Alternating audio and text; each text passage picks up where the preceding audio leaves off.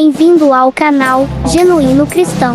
Antes de irmos para o vídeo, se inscreva no canal e ative o sininho das notificações para receber vídeos novos.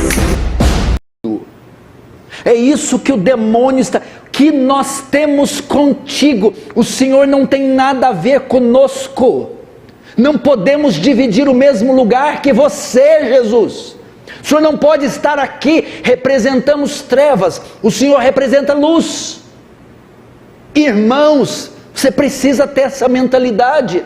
Não frequentamos os mesmos ambientes dos ímpios. Não temos a mesma linha de raciocínio deles. Nós nos... Separação, meu irmão, santidade do hebraico kadosh e do grego hagios, cortado, colocado à parte, separado, cortado do mundo do pecado, separado, consagrado a Deus.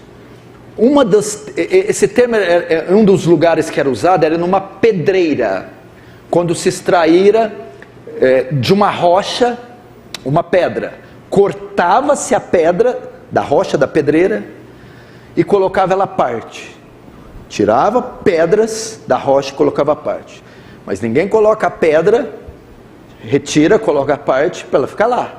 Ela é destinada para um uso específico. Deus nos cortou, nos separou desse mundo, para uso exclusivo dele. Isso é dos significados de ser santo. O demônio entendia isso.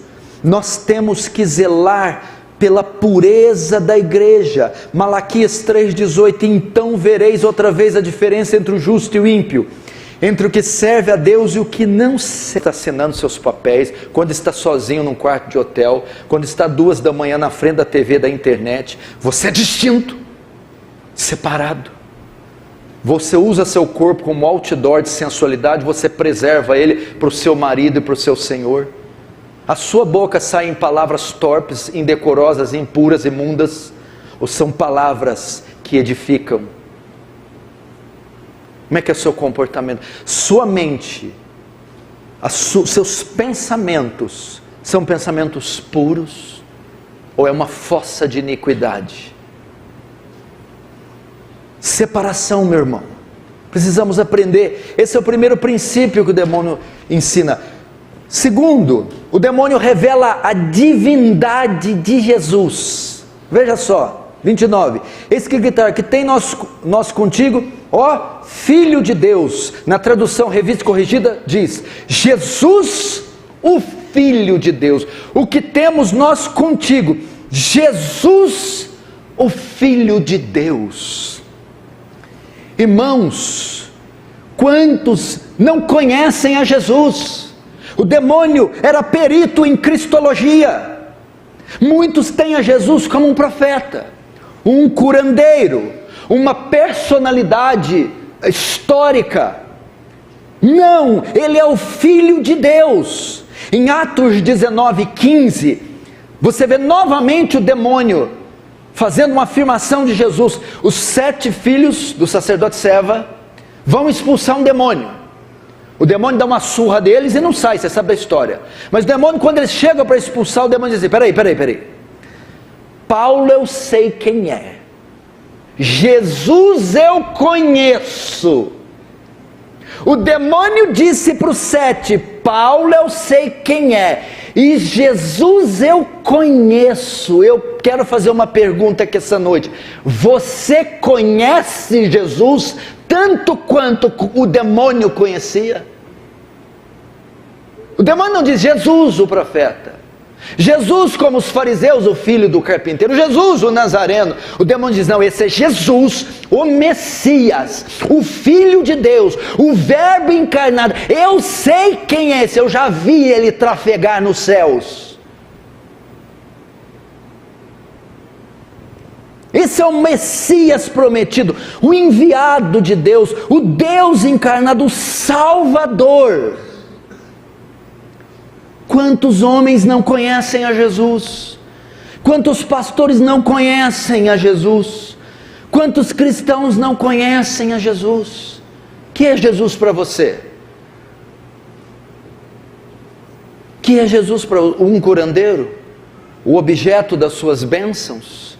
Algum tipo de... O demônio não conhecia. Nos primeiros séculos, a batalha teológica foi pela cristologia. Alguns negavam a divindade de Jesus, outros negavam a humanidade de Jesus. Jesus, para ser Jesus, tem que ser 100% humano e 100% divino. Se falar Jesus é homem, está certo? Está certo. Se falar Jesus é Deus, está certo? Está certo também. E se falar que, o que acontecia nos primeiros séculos? Alguns, por exemplo, os gnósticos, eles criam nesse dualismo grego, que só o espírito é bom, que a matéria é má. Então tudo que é matéria é má, só o espírito que é bom. Se Deus é bom, então Deus só tem espírito, ele não pode ter corpo, porque corpo, matéria é mau. Negavam então a natureza humana de Jesus, só reconhecia a divina. Pouco tempo depois veio um bispo de Alexandria chamado Ário, era o TJ da época. Não, Jesus não é Deus, ele é só homem. Negava uma das naturezas, negava a divindade, só confessava a humanidade. Os gnósticos, hereges, pois negavam a parte humana, só reconheciam a divina. Os arianos, o arianismo, herege, pois reconheciam só a humana e negavam a divina. Existiam outros que diziam assim, não, ele é humano e divino, mas é mais divino e menos humano. Tipo assim, é 70% humano e 100% divino. Também não. Outros diziam, não, ele é divino e humano, só que ele é mais humano do que divino. Também não. Outros entendiam, não, ele nem é humano nem é divino. É humano e divino, misturam, sai uma terceira coisa, é Jesus. Também heresia. Quando isso foi resolvido? Concílio de Calcedônia, século IV a.C., na chamada união hipostática, que define o quê? Jesus é 100% homem e 100% Deus. As duas naturezas, divina e humana, coexistem juntas, no mesmo ser, sem se misturarem. União hipostática. Isso é Jesus. Sangra, soa, tem medo, cansa, dorme, 100% homem. Mas ordena a tempestade que pare e ela obedece. Ordena Lázaro, vem para fora, e ele vem. E só vem Lázaro porque ele fala, Lázaro vem para fora. Porque se ele fala, vem para fora, estavam os mortos do mundo inteiro vindo até hoje. Então ele fala, Lázaro, o resto fica aí. Ele é Deus. 100% Deus. Você conhece isso? Você conhece os ofícios de Cristo? Esse demônio sabia que temos nós contigo, ó Jesus. Esse termo Jesus, Filho de Deus, é um termo messiânico. É um termo que só um tinha no universo. Então os demônios falam, ó Jesus, Jesus filho de José e de Maria, Jesus o carpinteiro, Jesus aí da Galileia, Jesus o embusteiro. Quando fala Jesus, o Filho de Deus, esse que está pisando na ilha, não é outro, senão o Deus encarnado, que está prestes a nos expulsar. Esse é Deus, esse é Jesus. Os ofícios de Cristo. Se vocês recordarem, no Antigo Testamento, havia 3 tipos de líderes. O sacerdote, o profeta e o rei. 3 tipos de líderes. O sacerdote era aquele que oferecia sacrifícios e fazia a mediação entre o povo e Deus. E apresentava sacrifícios para o perdão dos pecados de Israel. O exemplo é o sumo sacerdote Arão. O profeta era aquele que recebia a palavra de Deus e a enviava e a comunicava ao povo. Às vezes predizia o futuro também. Esse é o tipo de Isaías, Jeremias. E o rei era o líder do povo, o comandante e o governante máximo da nação, o exemplo de Davi. Quando Cristo veio à terra, ele veio como sacerdote, profeta e rei. ele assumiu as 3 formas, são os 3 ofícios de Cristo. Como sacerdote, ele veio oferecer um sacrifício. A função do sacerdote era oferecer o sacrifício. Ele veio oferecer a si mesmo, como sacerdote e sacrifício, para o perdão dos nossos pecados.